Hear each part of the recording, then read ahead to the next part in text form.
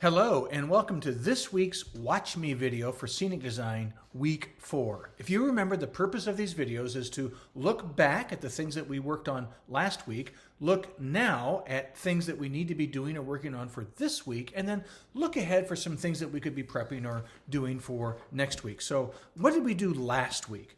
Well, last week you turned in your scenic designs for Waiting for Godot, and one of the things that I thought about as I'm slowly beginning to look at those and give you some comments back is in the in-class setting, we always would, students would present those, and so you get to see one another's work. And one of the, there's so many terrible things about COVID, but one of the terrible things about COVID is we don't get to see one another. And as a creative person, as a designer, as a creative artist, you don't get to see one another's work, right? So, when you write an English paper, no one really gets to read all of the English papers, right? But when we get to do design work or creative work, everyone gets to see everyone else's work. You present that work and we all get to see it. And I feel that it kind of raises the bar overall for the entire class.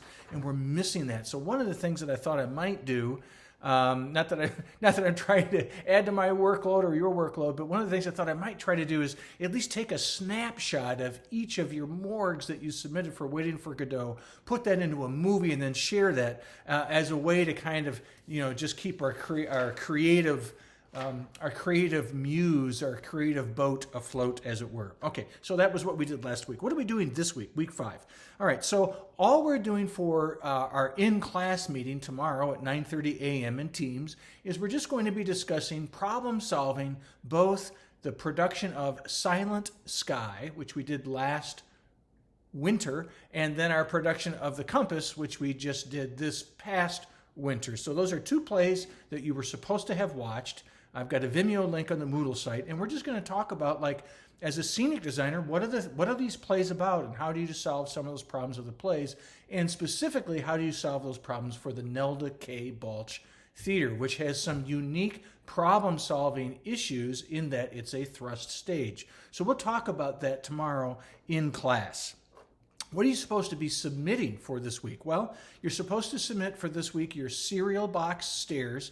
And if you remember, the purpose of that assignment is really just to get you started with all the materials that you need to make a model, right? What you're going to need to do for your scenic design number 2.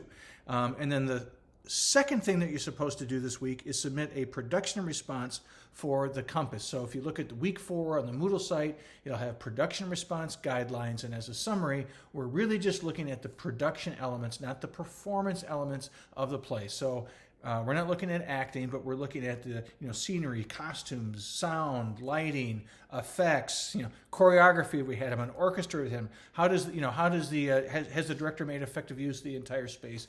That kind of thing.